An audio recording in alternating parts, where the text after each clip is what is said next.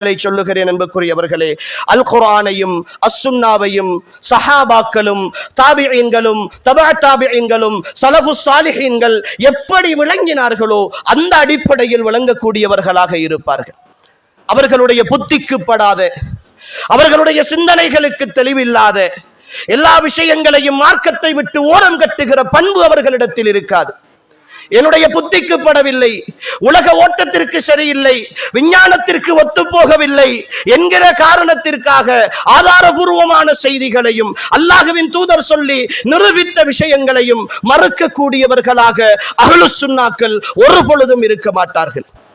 ஆதாரபூர்வமான செய்திகள் என்று வருகிற பொழுது அன்புக்குரியவர்களே, அஹ்லுஸ் சுன்னாக்களுடைய இன்னும் ஒரு பண்புதான், ஒரு செய்தியை எடுக்கிற பொழுது அந்த செய்தியினுடைய அறிவிப்பாளர் தொடரையும் அந்த செய்தி வந்திருக்கிற முறையையும் பார்த்து அது உறுதியான செய்தியா என்பதை ஒரு ஹதீஸ் என்பதற்காக அவர்கள் பின்பற்றி விட்டு செல்ல மாட்டார்கள்.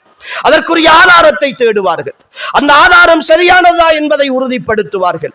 அன்புக்குரியவர்களே, உலக வரலாற்றில் ஒரு தனிநபருடைய வார்த்தைகளை பாதுகாப்பதற்காக சுமார் 5 லட்சம் பேருடைய வரலாறு ஒன்று சேர்க்கப்பட்டிருப்பது பெருமானார் ஸல்லல்லாஹு அலைஹி வஸல்லம் என்று சொல்கிற ஒரு தனிநபருக்கான தனித்துவமான சிறப்பு. இந்த உலகத்தில் யாருக்கும் அப்படி கிடையாது.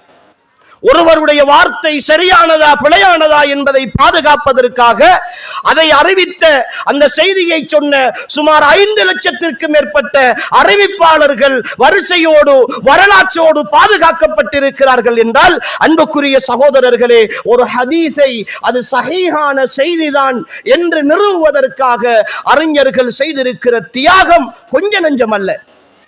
அவர்கள் செய்திருக்கிற தியாகம் கொஞ்ச நஞ்சம் அல்ல. ஒருவர் பிறந்ததில் இருந்து இறக்கிற வரைக்கும் அவர் பிறப்பு, அவருடைய வாழ்வு, அவருடைய சிறுபராயம், அவர் படித்த ஆசிரியர்கள், அவர் படித்த பாடசாலைகள், அவர் படித்துக் கொடுத்த மாணவர்கள் என்று சொல்லி அத்தனை பேருடைய வாழ்க்கையையும் ஆய்வு செய்து அவருக்கு தேவையான அவருடைய வாழ்க்கையில் அவர் நடந்திருக்கிற நடைமுறைகளை எல்லாம் ஆய்வு செய்து கிதாபுகளில் ஒன்று சேர்த்து தருதல் என்பது அது சாதாரணமான விஷயம் அல்ல.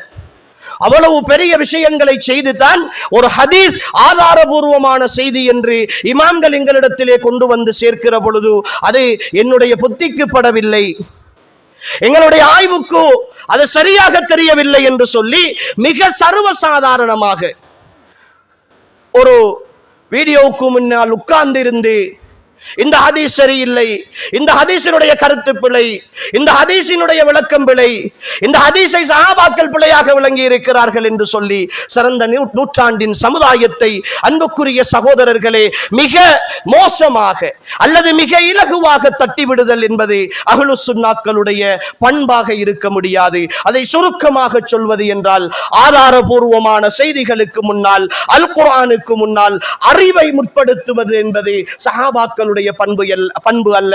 இஸ்லாமிய வரலாற்றில் தோன்றிய முஅத்தஸிலாக்கள் தான் இந்த சிந்தனையை முதலாக உருவாக்கினார்கள்.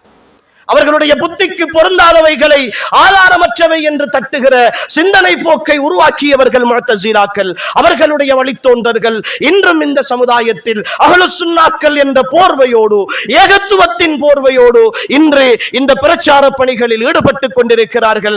எனவே அஹ்லுஸ் சுன்னாக்கள் ஒரு பொழுதும் ஆதாரபூர்வமான செய்திகளோ அல் குர்ஆன் வசனங்களோ அறிவுக்கு முரண்படுகிறது என்பதற்காக, கால சூழலுக்கு பொருத்தமில்லை என்பதற்காக அதை தட்டிவிட்டு செல்லுகிற பண்புள்ளவர்களாக